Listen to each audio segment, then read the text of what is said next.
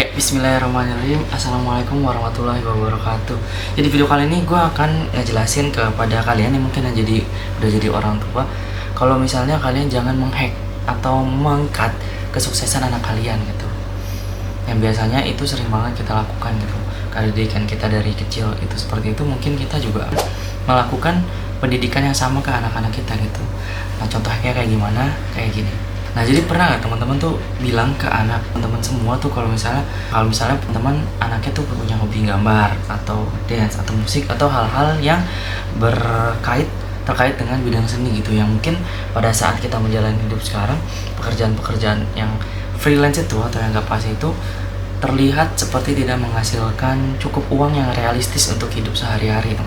Kayak misalnya menggambar lah, kita coba ambil contoh. Kayak misalnya pas gua kecil juga gue suka gambar, tapi orang tua tuh ngasih saran atau ngasih sudut pandang yang ngejelasin kalau misalnya gambar itu nggak punya masa depan yang cerah gitu, karena referensi pada zaman itu tahun 90-an yang ngegambar itu profesinya ya pelukis atau ya pelukis karikatur, pelukis pemandangan, dan cuman itu gitu profesi-profesi yang ada di referensi mereka, sehingga mereka melihat pelukis ini gak punya masa depan yang cerah atau gak punya pendapatan yang bagus untuk kehidupan sehari-hari. Dan misalnya pun ada pelukis yang sukses, itu anomali atau hanya sedikit aja gitu dibanding secara keseluruhan pelukis pada umumnya gitu. Nah, masalahnya kan sekarang beda nih. Sekarang zaman berkembang dengan pesat dan juga pekerjaan itu makin banyak variasi macamnya, makin banyak juga peluang-peluang terbuka untuk pekerjaan-pekerjaan yang non konvensional juga, kayak misalnya pekerjaan yang kayak dokter, PNS, TNI, Polri, teknik sipil, arsitek, dan lain-lain, yang orang-orang dulu tuh melihat itu adalah pekerjaan satu-satunya yang bisa memberikan fasilitas atau kelayakan hidup gitu untuk masa depan si anak. Tapi sekarang udah beda teman-teman. Nah, sebagai introvert di usia 20-30an, mungkin kita sekarang udah ngerasain nih dampak dari pembatasan yang kita alami gitu, pembatasan yang dikasih sama orang tua kita sekarang gitu.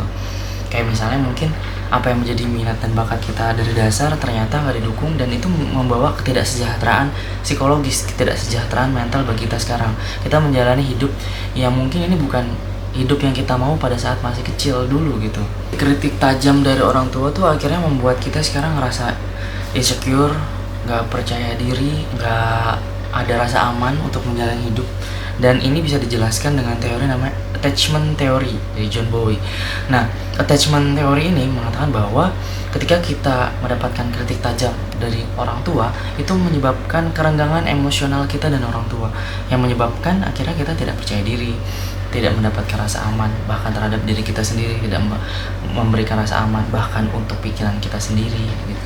Nah, kritik negatif dari orang tua kita ke kita itu membuat kita mempunyai kesan negatif atau kejauhan secara emosional antara kita dan orang tua kita gitu. Jadi hal ini yang perlu kita hindari ke anak-anak kita nantinya gitu.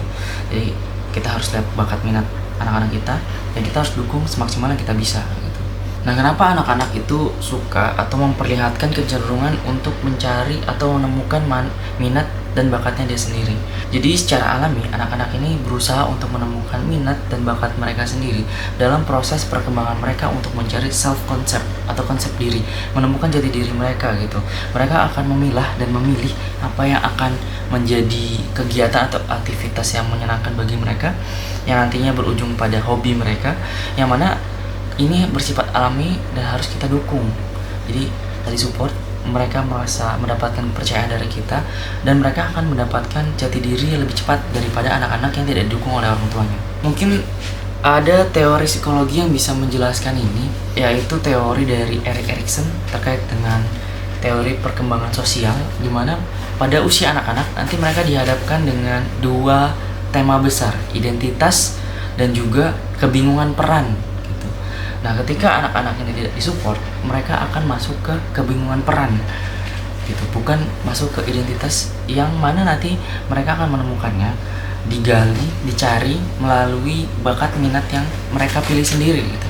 Ketika orang tua nggak memberikan apa yang seharusnya diberikan kepada anak dalam bentuk dukungan atau support terhadap minat bakatnya, mereka akan kehilangan identitas, mereka akan kebingungan mereka akan sulit sekali mencari jati dirinya gitu.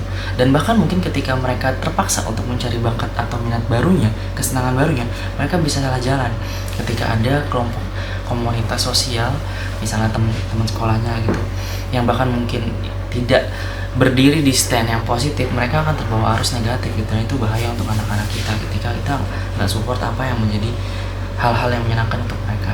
Nah, sekarang kita bahas apa sih dampak psikologis ketika anak mendapatkan kritik tajam terkait dengan apa yang dia senangi, terkait dengan bakat atau minat apa yang dia pilih sendiri gitu. Karena pada akhirnya nanti anak akan merasakan ketidakpercayaan dirian, terus nggak punya harapan lagi, nggak berpikir aktif untuk mencari hal-hal yang dia senangi lagi, dan juga tidak mendapatkan rasa percaya diri yang baik di masa depan. Anak nantinya akan selalu ragu dengan apa yang dia pilih gitu. Jadi dia nggak punya otonomi atau nggak punya keyakinan atau nggak punya dignity untuk menentukan pilihannya dia sendiri gitu. Dia akan selalu ragu dengan pilihannya. Akhirnya apa? Dia akan selalu bergantung terhadap orang lain gitu. Dia akan sulit menjadi anak yang mandiri, akan sulit menjadi anak yang yakin dengan pilihannya sendiri gitu. Dia akan selalu terus nanya ke orang-orang untuk meyakinkan apa yang menjadi pilihan. Bahkan dia nggak punya pilihan dan dia akan nanya pilihan hidupnya tuh bagaimana gitu, bahkan ke orang tua.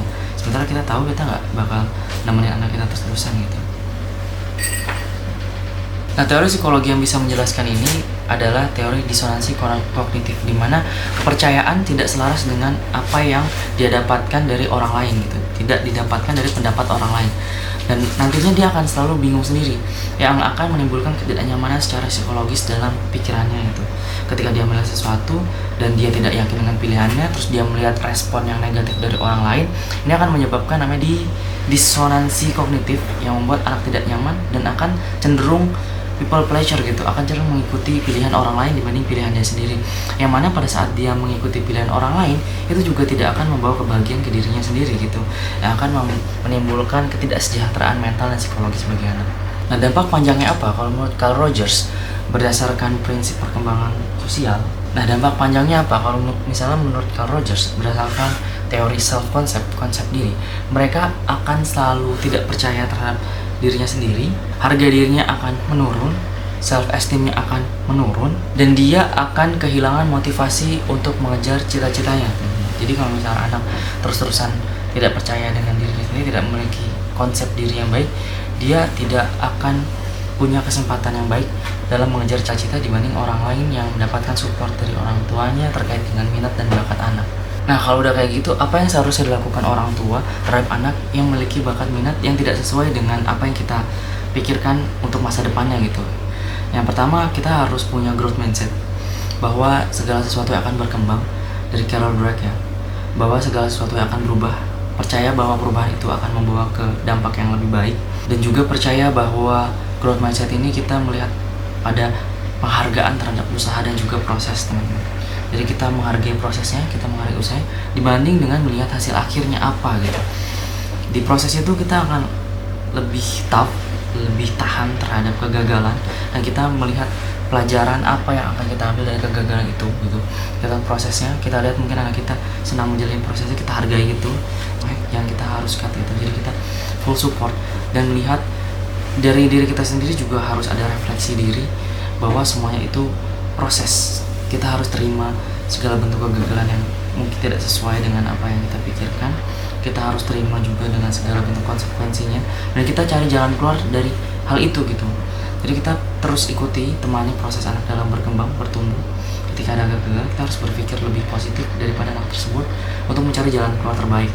Dan bagi orang tua, bagi teman-teman yang punya privilege dalam bentuk materi atau knowledge gitu, teman-teman, gue sarankan untuk terus ikuti, dukung minat dan passion anak-anak teman-teman. Jangan menyerah dan temukan potensi terbaik anak-anak teman-teman gitu. Jadi jangan sampai menghype kesuksesannya, jangan sampai menghype atau menghentikan kebahagiaannya gitu. Nah, buat teman-teman yang nonton video ini, kalau dirasa video ini bermanfaat, silahkan klik like, share, dan subscribe. Mudah-mudahan video ini bermanfaat buat teman-teman. Cukup sekian dari gua. Wassalamualaikum warahmatullahi wabarakatuh.